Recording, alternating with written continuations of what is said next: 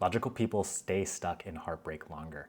I remember when I was going through one of my biggest breakups, before I even gave myself a chance to feel sad, I was already on Amazon and I had bought all of the highest rated books on everything that I could think of: attachment theory, stoicism, neuroscience, relationship dynamics, and I was highlighting them like I was back in high school and like they were textbooks. Right? And I genuinely thought that if I could just study the breakup enough, if I could just understand all of the mechanics of it, the pain would stop. But it didn't, and in fact, it probably made it worse. So today, I want to walk you through the 5 specific reasons why your intelligence is actually getting in the way of your healing, and more importantly, how to turn that big old brain of yours off so that you can actually let go and move on. So the first thing is the project manager trap. And so you are probably treating this breakup like it is a work project. Right? When something goes wrong in your work, in your business, in your career, whatever it is, you analyze it, right? That's what you do. You look at the data and you find the error and then you fix it, right?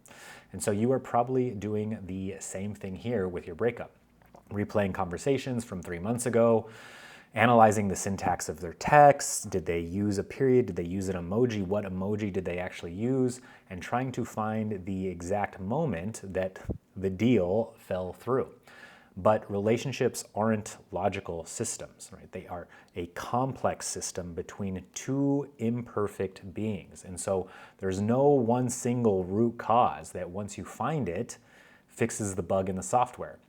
And that brings us to the fact that I absolutely love doing this work. So if you find yourself resonating with what I'm sharing, I invite you to take a look in the description. There are some links there so that you can learn how we can work deeper together on moving on from a breakup in the most efficient way possible. And so the second thing that I want to talk about is that because you cannot find the error, you try to force a solution through discipline.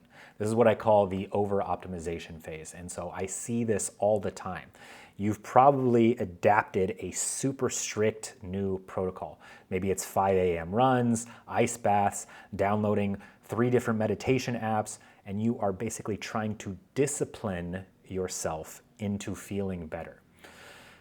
But I want you to be honest here. I doubt that you actually feel better, and you probably just look and feel exhausted because you are running on adrenaline and cortisol, trying to outwork, trying to outthink a feeling. Because ultimately, all this epic routine is just a very, very clever form of distraction. And when the breakup stirs something within us, oftentimes this is what we think is a solution. Let me just jump back into the gym. Let me just take on more stuff at work. Right? Let me just get my morning ultra optimized so that I can feel better. But all this is just a clever distraction to avoid being with the things that the breakup is stirring up within inside of you. And the third thing I want to talk about is the closure myth, right? There is this belief, especially with logical people, and they have this obsession with closure because closure feels like the missing variable in this equation that you're trying to solve. And you think, if I could just understand why they did it, if I could just explain why they did X, Y, or Z, then I could make sense of this and close the file. But you are looking for logic in an emotional decision. And so this is like trying to use a map of New York to try and find your way around London. The data points that you want, they probably don't exist. And waiting for them and looking for them and continuing to look for them is going to keep you stuck in the waiting room. And so oftentimes I like to tell the people that I work with, right, that healing is not linear. It's more like a spiral.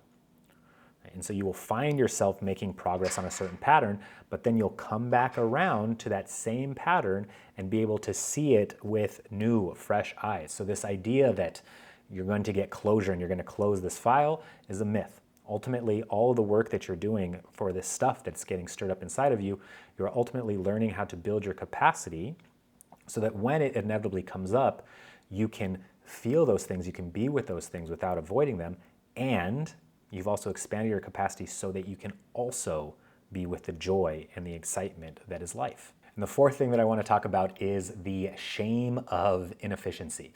And this comes again with logical, successful thinkers, and it's something that a lot of people don't talk about. But when you are in these loops, it's very easy to feel stupid. And oftentimes I hear people saying these things, right? Like, I run a team, I solve complex problems for a living. Why am I stuck and incapacitated by this? Right? And they just can't wrap their head around it. And so they start to view their grief as an inefficiency, a lack of mental fortitude.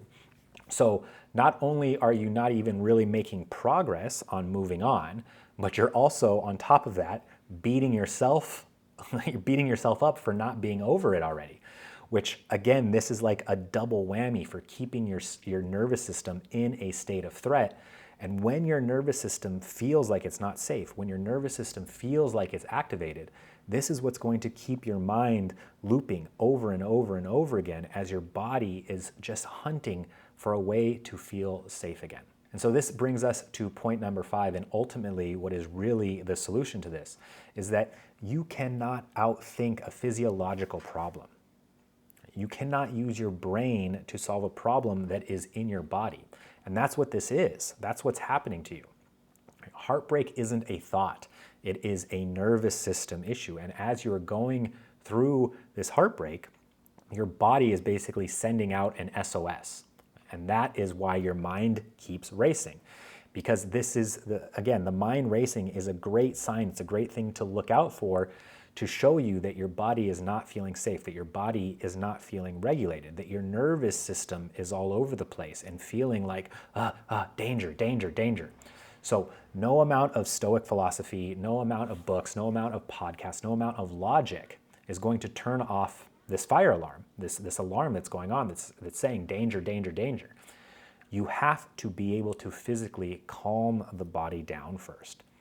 And you have to switch from thinking about the breakup into training your physiology to start feeling safe again. So if this is resonating with you, this is the type of work that I love doing. I love helping logical thinkers get out of the racing mind and back into their body. Start teaching them how to do this training so that their body, their nervous system can start to feel safe again, can start to feel regulated again. And when you can do that training, when you are able to have the tools and the resources to calm yourself back down, that's when you'll start to notice these looping thoughts start to calm down. That's when you start to notice your focus coming back. That's when you start to notice your productivity coming back. So if that is interesting to you, take a look into the description for the links there. Have a look at them. There's lots of information there for how we can work together deeper on this. And I would invite you to do that, right? To get serious about your healing. Stop waiting for time to heal all of your wounds and get intentional about the work that you need to do so that you can move on and regain your focus, get back to your sleeping habits so that then you can work on your optimized morning routine. And so once you are able to stop this physical loop, once you are able to stop this over-optimization, all of this analyzing and trying to understand the breakup and what it all means, you're going to face a new problem. Your brain will be quieter, but the story that is playing out in your brain might still be negative. Right? And so this is all about fixing your internal narrative, your mindset around the heartbreak, around the breakup. And honestly, everything that I've shared with you in this video starts to lose its effectiveness if you don't have the right mindset to replace the panic.